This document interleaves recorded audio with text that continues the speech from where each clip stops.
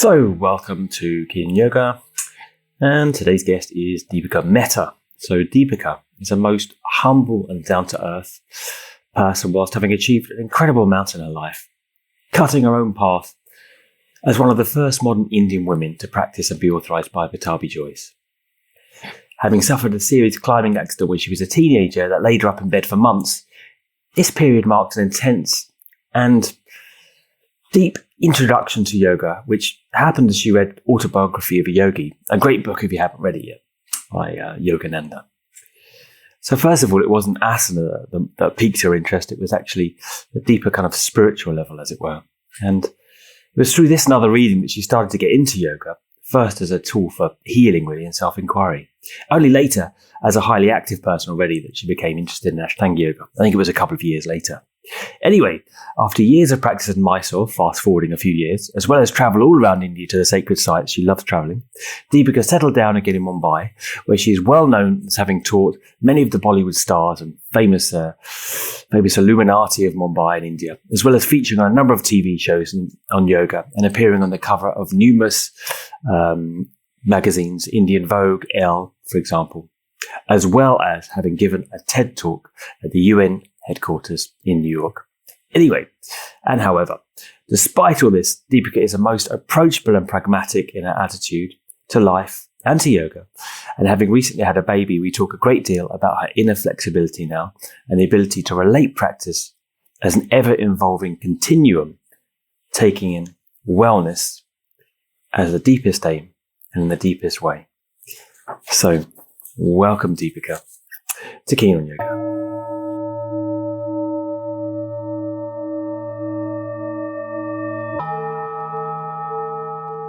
So welcome, Deepika, to Keen on Yoga. Thanks for coming on. Thank you so much, Adam. Thank you for having me. Lovely to see you. Really just give a little basic overview of how you got into yoga, because I know that you had a kind of interesting trajectory with a climbing accident and a rehabilitation. It's an interesting story to share. Yeah. Well, it seemed like another lifetime. Yeah. So it's like, for me now, it's a story. Yeah. But like when I go back, basically I was around 21, I think, or 22, and I was very fascinated with mountaineering and rock climbing. And I had just done a mountaineering course, which was, I was thinking I'm going to become a mountaineer. I mean, when you're that young, everything seems like you're going to become. As soon as you like something, I'm going to be that. Yeah. So I had done this course, which was pretty like high level. And then I got back and I was doing some free bouldering without any ropes and stuff. And I remember climbing a rock and I climbed up, but I didn't know how to come down because it was it was quite intense. And I fell off the rock and it was around 40 feet and I broke my ankle and my arm. And basically after that, it took me I was in hospital for a long time. You were lucky. Yeah. I was on a bed for a very long time, on a wheelchair for a long time, and then with crutches. And so it took me 2 years to really get back. And that's where I discovered yoga and, the whole spiritual aspect of it. Yeah. And was that part of the rehabilitation or just something you started to do afterwards? Or back then in India, this is more than 20 years back, and there was not really very good rehabilitation focus. There was not very good physiotherapy and stuff like that. So this is just my own exploration. I was just I was just doing very base. I don't even think I was doing rehabilitation. There was no structured rehabilitation. The doctor just told me, you're going to take rest for however long it takes to get out of your cast, to get onto your crutches, whatever. And then we're going to see what happens, kind of thing. It was not very structured back then in India. And I had always been very active. I'd always loved dance and movement and trekking. I used to love trekking a lot. And so the thought of just being in bed, pretty much on my own for so long, it was pretty daunting. And the rest of my friends were in college, and I felt a bit left behind. I felt quite depressed. And so I started, reading up on pranic healing. And then I discovered this book called Autobiography of a Oh Yogi yeah, yeah, by yeah, Paramahansa yeah, Yogananda. yeah. And that just, Fantastic book. Yeah, you know, yeah, s- yeah, yeah, sparked an yeah, interest yeah. in me in this world of energetics and the power of, mind over matter and all of this kind of stuff. And so for me, that's what yoga meant. It was not really such like so asana based, because I was not really able to move. My whole entire left side of my body was in a like kind of in a cast. But it was more like the thought and the philosophy of it, connecting to the breath and connecting to a higher power inside. For me, that was what I was very attracted to, this kind of feeling of connecting to my own power. And, it started off like that. I started doing very gentle asanas just on my bed because I couldn't put my foot on the ground. And it just gave me a glimpse into something which made me feel peaceful. And it kind of really sparked my interest. And then I just went on a whole, journey with that. I always reflect Yeah. back when I started, and you didn't really need to do much, right? Like, I mean, just basically a forward fold with breathing, or like one of the kind of like old fashioned kind of like side twists, like, and that was almost enough. And you just feel it's like you feel amazing. Like, I don't know, even though like you've been active, I was playing every sport under the sun. There's something kind of different, when you started doing that with the breath. Even though you're just doing so little at the time, when I look back at what I was doing, it was so profound in its effects. I don't really still understand it to this day, And again, like you reading like, the Paramahansa Yogananda and the William Dalrymple stuff and Arnold's Light on Asia, Siddhartha, all these kind of books. They really, really fire you up, And how did you get into Ashtanga then? From there? So, I mean, it was a very long journey. First, I just, I started baby steps, literally. So when I watched my baby, literally, I went through that process. I had a very strong sense of, I don't know, something about these books really set off this very deep sense of passion in me for movement, because literally I was like, on a bed, like without being able to move. So it felt like being in jail, like in a cage. And suddenly that was all I wanted, was to be able to move. Yeah. So I remember, I mean, from firstly, I would just be in bed, do my yoga practice and do some little bits of movement to music, all kinds of really funny things. But then gently, as I started learning to, just being able to take a step and a step, I remember I would have a diary and I would write, I took 5 steps today and 6 steps. And then my parents had a house in the mountains in India. I'd studied in the mountains for a while, so I have a very deep connection with the mountains. And so we moved there for a while. And I remember I would just walk, a few steps every day. And that was basically what it was. But like I said, there was a very deep passion, for movement. And then eventually I went to Rishikesh, over a period of time as I got more mobile. I went to Rishikesh and I did some Hatha yoga. And back then, yoga was not as hip, Yeah. as it is now. Even in India, it's been a revival, Totally. literally. And back then, it was really like you had to really search to find a In good Rishikesh. teacher. And I remember you were searching in Rishikesh. Oh my God.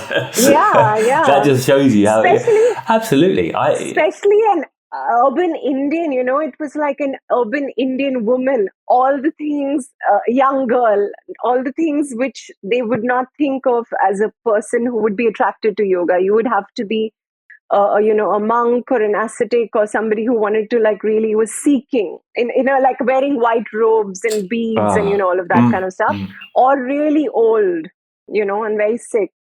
So I remember looking for a teacher and then getting into asana practice, and then eventually I went to the Shivananda Yoga Kendra. I got into Shivananda Yoga and I went to the Shivananda Yoga Kendra. I did a few teacher trainings. So I went to Vivekananda Yoga Kendra in Bangalore. It's called the Swasa. They're big time into therapy and stuff like this. From there, I went to Shivananda Yoga Kendra and I did a teacher training. It's in Kerala. And I mean, it was beautiful. I thought I was going to become like a hermit. It was such a beautiful like a really yogi way of living, like from the morning to the evening, there was like a routine where you would meditate and do karma yoga and chanting and bhakti yoga and asana and pranayam. And I remember there, I saw somebody doing Ashtanga, and at back then it was really in the jungle and it was very wild. And I remember seeing this person doing this practice, and I'd always loved dance. And so when I saw this person moving and there was this kind of rhythm and it was in the jungle, I was like, wow, this is incredible. What is this? It really looked like so incredible watching somebody just moving continuously, like with an energetic element. And so I asked this person, and he said, "Oh, you're Indian. You should know about this." I was like, "Oh, I have no idea." He said, there's a teacher in Mysore, and I learned this. It's Ashtanga. And so then eventually I got the address. I wrote a letter to Guruji, to Patabi Joyce, and but of course I didn't get any answer or whatever. But so then I ended up going to Mysore, and then I went to meet him.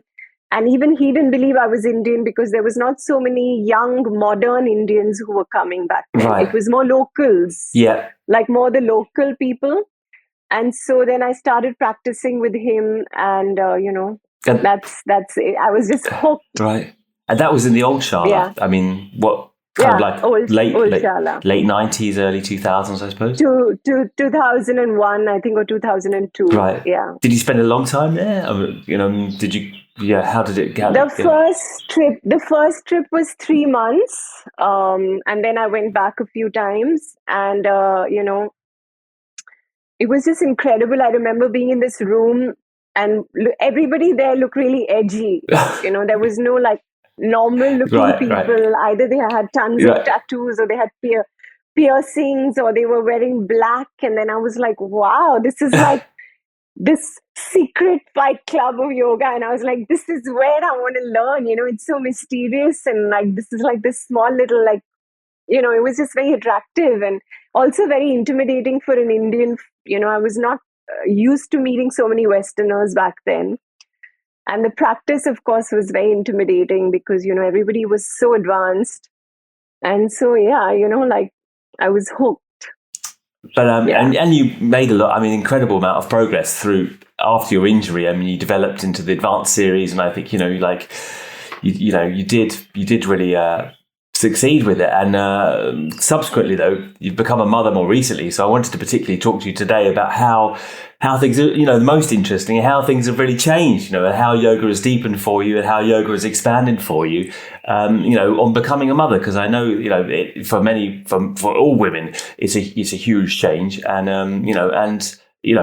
how, on the first, just off the top of your head, what's the first thing that comes to your mind when you, with how things have changed? It's been the biggest practice, like life-changing practice for me. I think after my accident, this has been the most life-changing practice because first of all, Mark and me had not planned, Oh, you didn't? I thought you did. No. Oh, right, okay. No. Okay. And I was really, really, really, working on my practice. And then didn't get my period for a while. And I was telling Mark something is wrong. Maybe I'm going to have menopause or God knows what.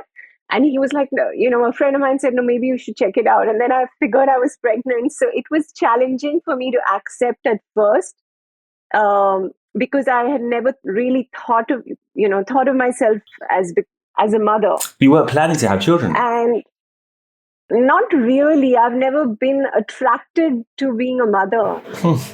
Right.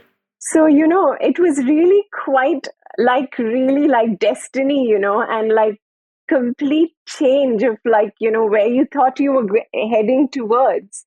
But for sure, I have to say, it is definitely, I don't want to, cliches and whatever. Everybody says the same thing, but I do feel it is number one, the most intense practice, spiritual practice that I think you can ever do.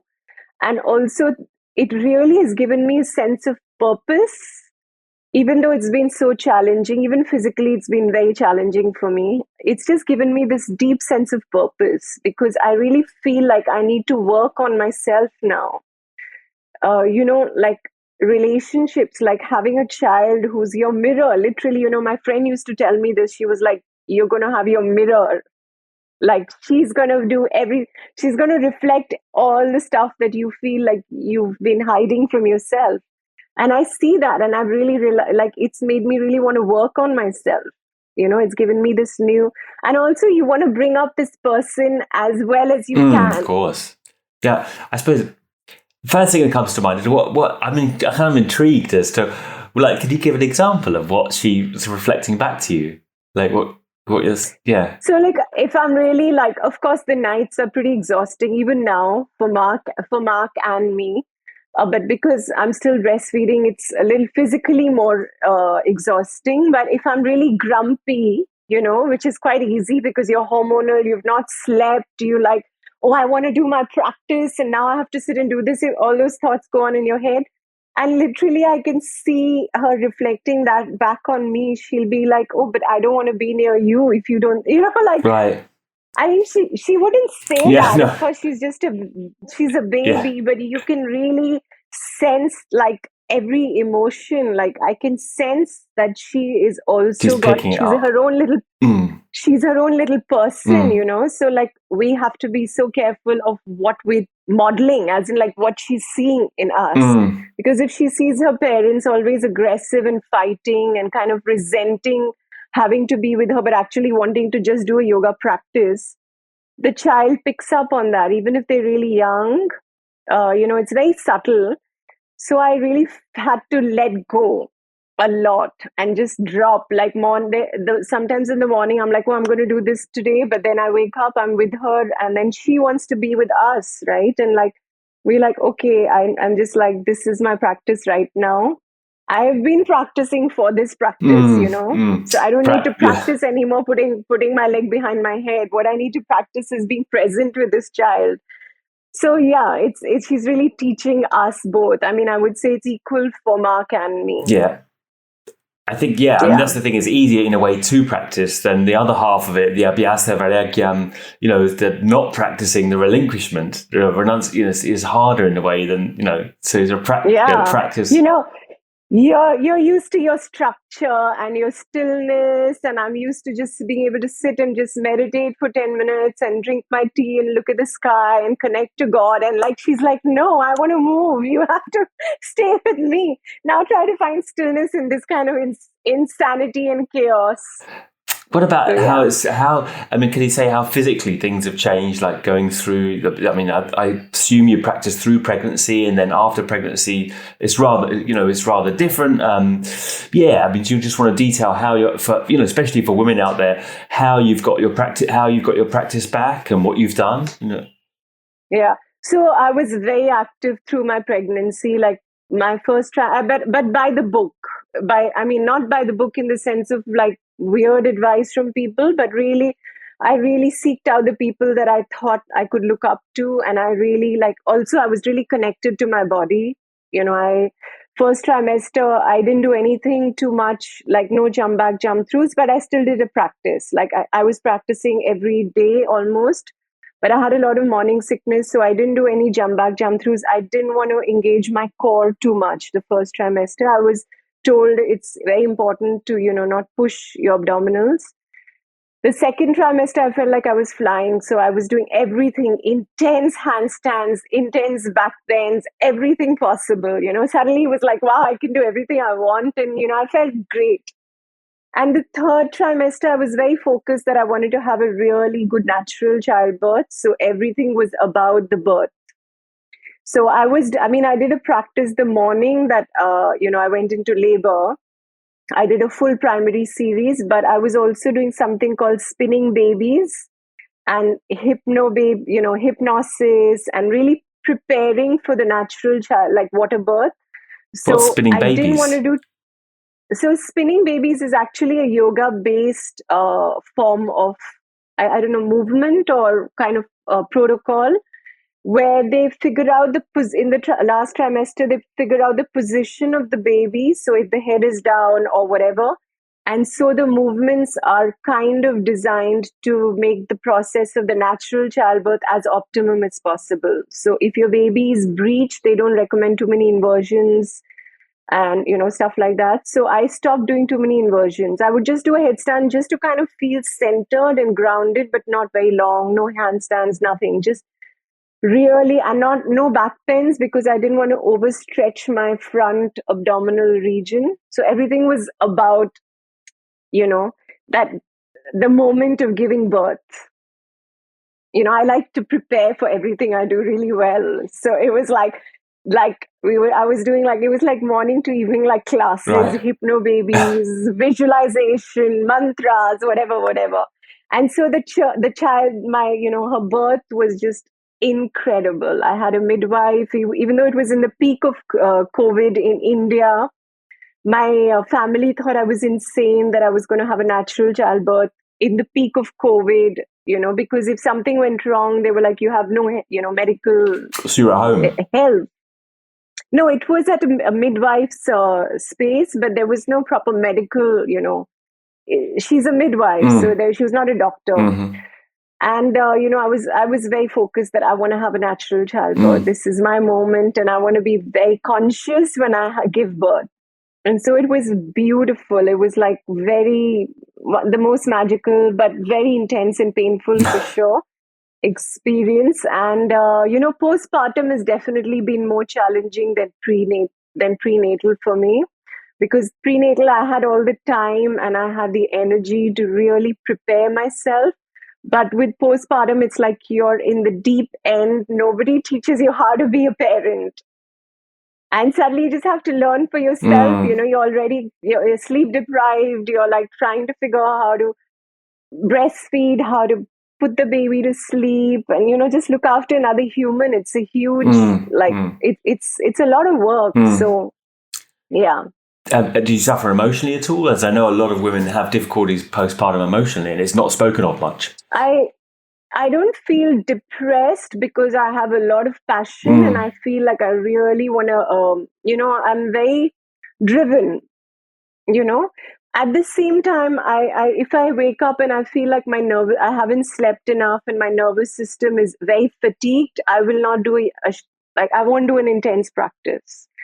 I have enough things, in my toolkit, then I'll do a very gentle restorative practice. If I've not had enough sleep, I'll do a yoga nidra. So I'm quite gentle on myself. But at the same time, I'm quite driven. It's like, a lot of yin and yang. So I've not suffered with depression for sure, but for sure I've had a lot of fatigue and exhaustion, and the physical. Like I've had pain, every single possible pain in my body from breastfeeding now for 2 years. Like my fingers, I've had pain, shoulders, ribs, back, knees, because breastfeeding is quite intense. I think, especially when you're doing it for so long. So that's been very challenging, and the sleep deprivation for sure has been very challenging. How have you developed your practice again? What can you document how you built it up for women to understand how as an example of what you've done? Yeah. So firstly, I was pretty patient. My midwife told me 8 weeks, you don't do anything after you give birth, because you want to make sure you've repaired your body. And also because I was in India, and in India there's a very strong tradition of the first 8 weeks. The mother is just learning a lot of things and healing. So, I was looking after my baby, but I was not doing any physical exercise at all, nothing. And then after 8 weeks, I started doing some postpartum abdominal work. So very specific to that, not engaging too much of rectus abdominis, more very subtle transverse abdominis work and stability work to make sure that I was, really bringing everything back. I didn't have any diastasis recti, just to recover. And so I was quite gradual about that. And I remember the first maybe month when I started doing Ashtanga again, no bracing of my abdominals, just nothing intense, just movement, breathing, drishti movement, nothing too hard, just making sure my body is moving and just getting it to flow, the energy to flow again. And then, I really listened to my body. So when I started feeling like I'm getting back my strength, I started just developing the practice a bit more. Back pains are very easy some days and really hard some days. It's amazing. One day I can be doing like the deepest back pain. The next day it's like I can't even think about bending back, because your body is literally in such a, when with the breastfeeding, there's a lot of flexion of the spine. So sometimes it does feel a bit like your back is a bit achy. Right. So I've just really listened to that, but I've also, incorporated weight training, movement like dance, all of that in. So, I think that really helps me to keep everything together. How long has it been now since you've been doing a full practice again? Have you did you reach up? Did you reach up to the same level? Yeah. I've now started. I just few weeks back. I mean, I've been in and out of doing third. It's strange though. I'm not as ambitious about doing third as I used to be. I was really ambitious. I was like before my baby came along. I was like, I have to finish third this year, and all of that. And now there's a part of me which is like, really, like, why? Of course I still like want to be able to do like copying and stuff like this, but the arm balances don't attract me that much for some reason. It just doesn't feel, and this is just me. I don't want to say that any other woman has to be like me. I really feel everybody has their own unique mix. And so for me now, I'm more attracted on most days to a more feminine. Again, it's very difficult to define feminine. I don't want to be cliche by saying just fluid movements are feminine or whatever, but I'm quite attracted to, it serves my body a bit more to move with a combination of strength and softness. Right. So just doing a lot of arm balances doesn't feel like it serves my body right now. But you're doing the strength training elsewhere, because I see you doing other movement practice. Yeah. I do strength training. So you definitely do it. Yeah. I do strength training like twice a week, like lower body, heavy weights. I mean, for me, they're pretty heavy. And upper body, I feel like my Ashtanga practice is like kind of an upper body training, but just a little bit of pulling work, like rhomboids, lats, stuff which I feel I don't really engage in the Ashtanga practice. So is that why you do it? Just different movements, or you like the weights, or any other reason? Well, I'm in my 40s, and I feel, firstly, I've always been very attracted to fitness. I feel like I want to have my yoga practice to feel really calm and centered. And of course, I love the challenge. But there's also another aspect of me, which I guess is quite yang. And so I like that kind of intensity, the dopamine or whatever it is. And so for me, the weight training just satiates that part of me. Even emotionally, I feel like it's like yesterday. I mean, I was doing a weight training session. It felt like therapy. Right. Because I felt like I was able to let go of a lot of like unresolved anger. Interesting. And I've never done any weights, so like I've kind of intrigued. When I'm doing weight training, I can be like aggressive. Right. When I'm doing yoga, I don't want to be aggressive. I want to be very calm. I like the yoga practice to seem very almost graceful and effortless. And when I'm doing my weight training, I'm okay to be messy and aggressive. And if I feel like letting out a shout, I can do that. I don't want to do that in my yoga practice. So I like to have those two elements. Yeah, absolutely. And you say your approach has changed a little bit to the yoga itself. I mean, I know you're interested in wellness and expanding wellness most generally now outside of yoga itself. I mean, what other processes do you incorporate in your vision of yoga now, and maybe your style of teaching? I mean, a lot. So like the movement practices I do, which are mainly dance based, are not so much about the aesthetics. They are more about like inner exploration. Like, for example, if I'm feeling sadness, sometimes in the yoga practice, I feel like I would not allow myself to feel the emotion. It always had to be about feeling bliss, or feeling, or something else. But when I'm just moving in an intuitive way with dance, it's like I'm able to feel whatever I want to feel, So I would say it's almost like dance therapy, just allowing myself to feel unresolved emotions and almost having a safe place in my own room or whatever it is to just be able to process what I feel, and not have to let it out on somebody else. Yeah. And then Mark being the person. Poor guy. And the other thing I love is I really love yoga nidra. Like I guess now it's getting quite popular. It's called the non-deep sleep rest or whatever something. But I love yoga nidra because I really feel it gives me a recharge. And around my moon cycle, I try to do a more like menstrual cycle based practice, which is quite Iyengar yoga based, and I feel like it really nourishes me rather than like pretty much like a week before my period, I'll start doing very gentle stuff. And then, the journaling, pranayama, meditation, like all of that. Right, so you keep that in your daily practice. Your meditation and pranayama is part of your incorporate that into it. Right. What about your teaching approach? Would you say that the whole process of motherhood, etc., has changed your style of teaching at all? Oh, yeah, totally. For number one, I'm very empathetic towards women now and people in general. Because I feel like it's not just women, but I think also COVID has brought, like, maybe a lot of people are going through anxiety and some kind of mental health stuff.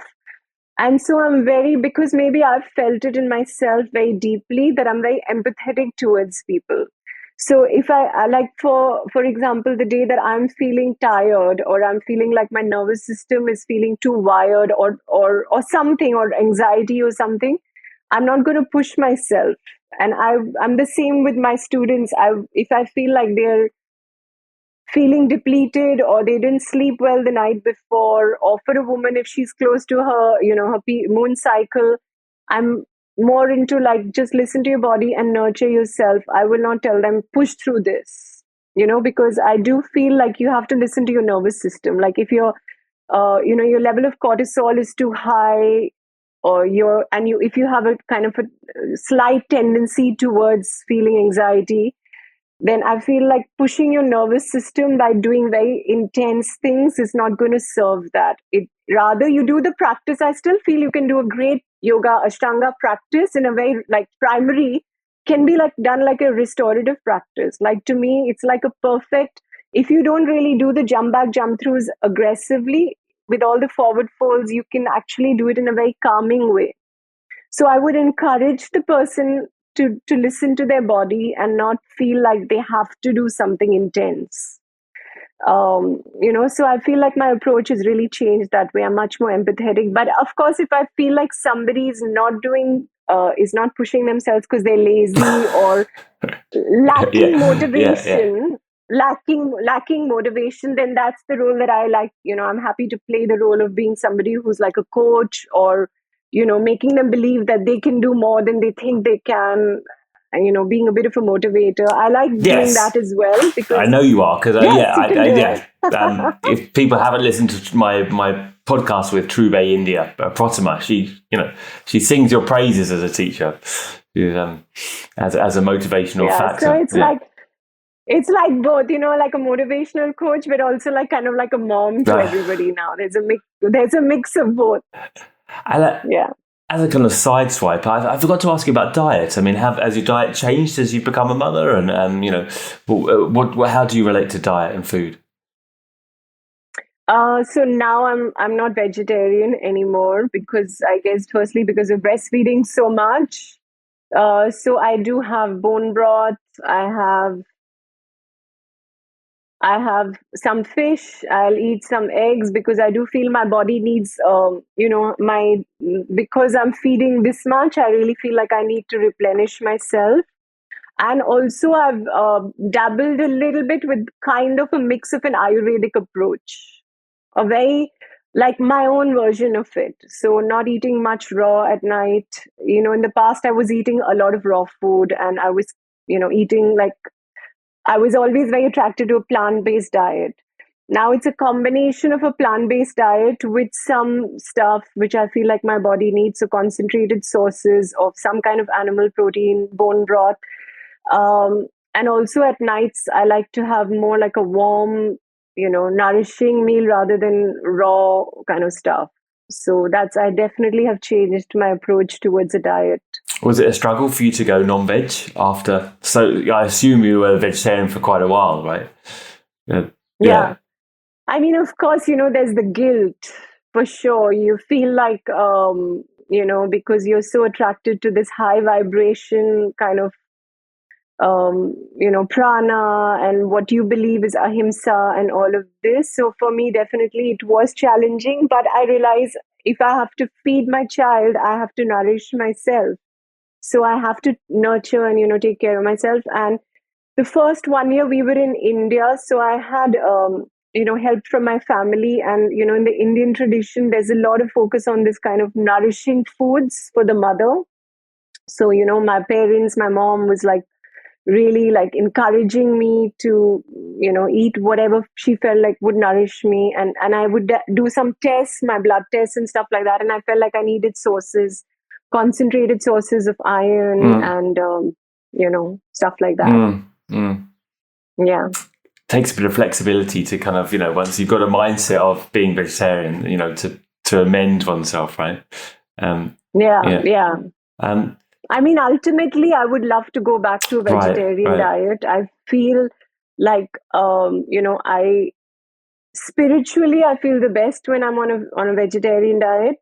Physically, I was falling sick and I was feeling quite depleted. So I felt like I have to eat something that is going to, I was just listening to my body. And I feel like everybody has to find their own unique, there's no one for all. I feel like you really have to tap into what you're feeling. And also, it's good to do some kind of blood tests regularly, check out your iron levels, check out B12, just so you have some kind of,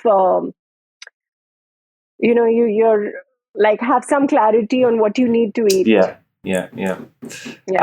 And finally, going back to the point you made earlier about being a Indian woman in Ashtanga or in yoga, I mean, can you make any observations about how that's been, how that's changed? Is yoga, people talk about yoga as a patriarchal system. Have you found it? There's been any discrimination, or can you say anything about that journey? Because you were probably unusual at the time as a single urban, as you say, modern Indian woman coming into these spheres, right? For me, I've in the yoga practice, I've not really ever had to face this patriarchal energy.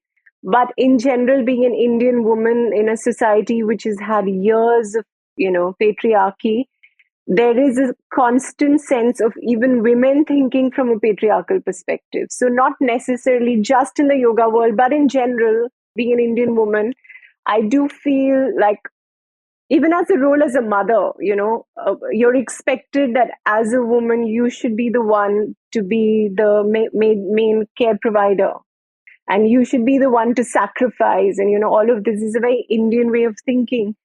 And so I've always challenged that a lot.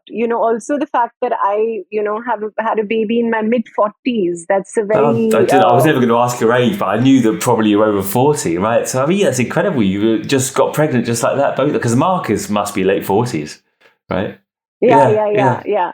So it's late. So all of those things are very unlike an Indian woman, So for me, I've always challenged that. Like for me, I've always and thankfully my family's been very supportive. And it's not just, like I said, in the yoga world. In general, having to have a sense of purpose, which is just beyond getting married and, having a baby. I've always had that sense of purpose. And so that was already pretty challenging, for most people in India. In the yoga world, I do feel like, I mentioned this in the Ashtanga conference, yeah. That I do feel women have their cycle, they have 4 periods of their their cycle, and I do feel it's important for women to kind of listen to that. for a man, he has a circadian rhythm. Men have like the 24-hour rhythm. For women, they have 4 different cycles of the month.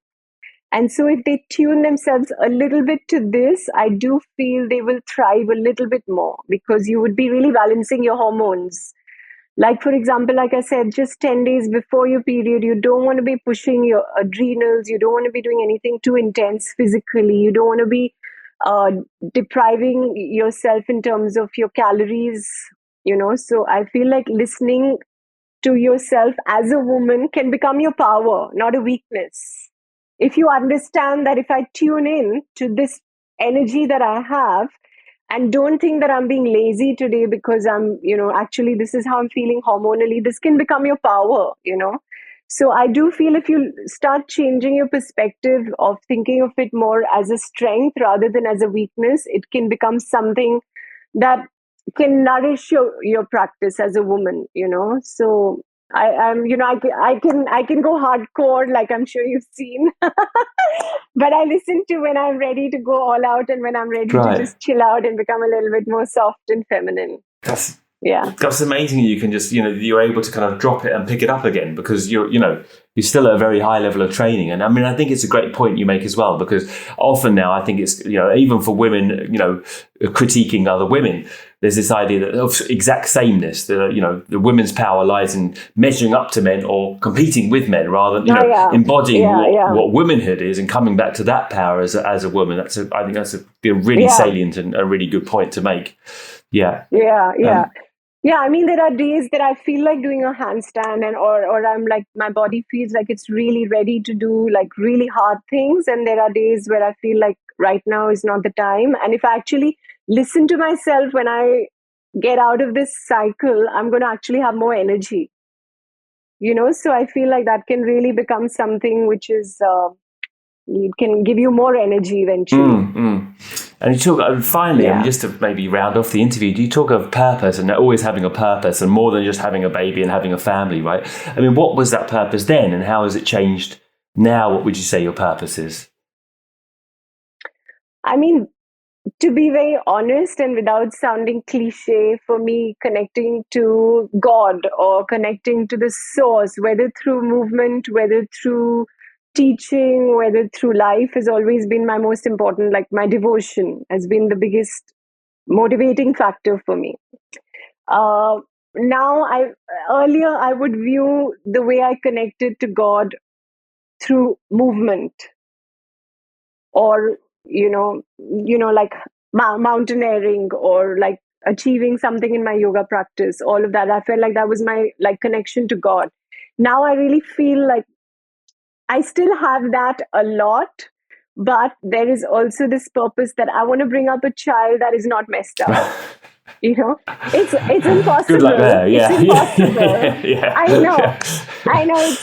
It's impossible. Yeah, literally, it's not what's possible. a great aim though. Yeah. Because eventually we're all human. So of course I am human. Mark is human. We're all human. We have our own samskaras. We've come with our own patterns, and the two of us together, and then bringing in a baby who's also come with her own, her own emotional patterns. Already you can see she's already got her personality, which is not just me and Mark. It's already her own person. So it's impossible to not have anything tainted, but trying our best, like making sure that we, do everything we can to make her thrive. I would say that is added to the sense of life purpose now. And professionally, what are you both, Mark and you, doing there now? Are you planning to open anywhere? Just on a personal note? Yeah. We're gonna teach in August, our Bali intensive, and also both of us also individually are really like, I'm working on my online classes a lot, and setting up an online business.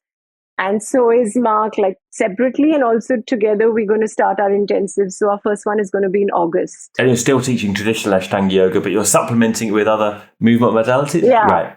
Yeah, for me, like everything can juice the practice. Right. Yeah. So if I'm doing handstands, I feel like it goes into my Ashtanga practice. If I'm doing some kind of movement, dance-based stuff, I feel like it serves the practice. So in the mornings, I think we still are going to have a Mysore program because we love that structure, quietness, silence, and, everybody being able to stay in this kind of energy together.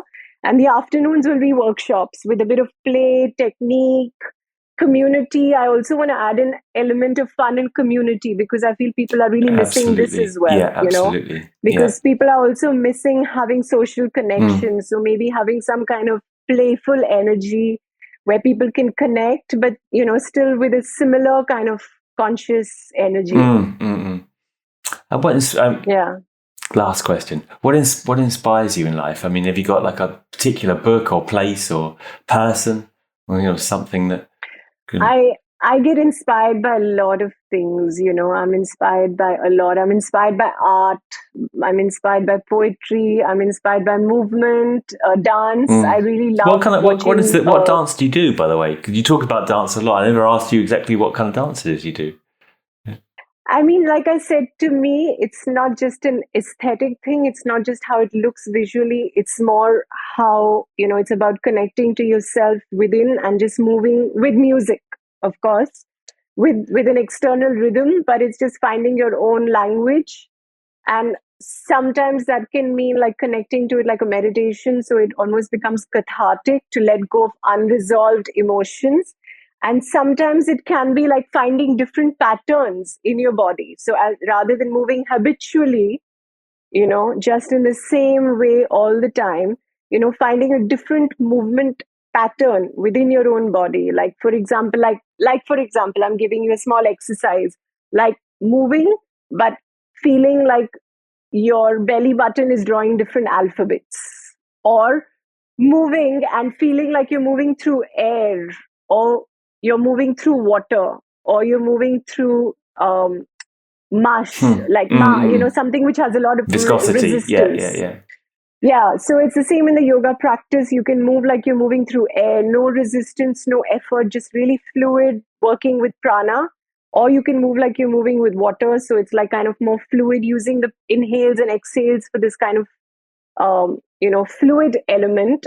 Or you can move like you really want to, really be strong and you're resisting everything. So there's this kind of intensity and bracing inside. So it's just playing with different elements. So I play with this in the dance, and then sometimes I use this in my yoga practice. Yeah.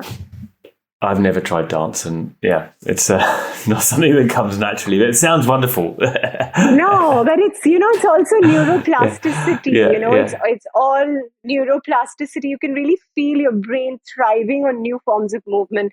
The other form of movement which I've been really doing this 1 year is Kalari. It's a martial art from India called Kalari Paitu. And I've been studying it now for a year. It's a warrior practice. Right. I think I've seen some of that on your Instagram. And, some kicking. And it's you're very good. You're very good with kicks.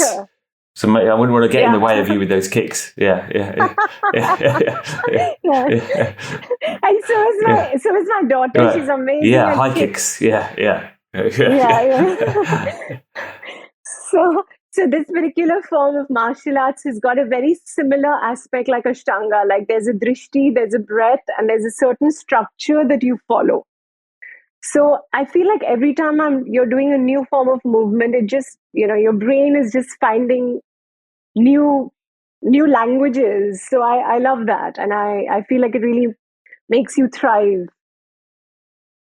All right. Well, to finish off, I mean, how would you define like being a woman? What is being a woman for you? Because I mean, I wanted to make it a little bit more a discussion on this topic, really. So I'd like to finish on that note.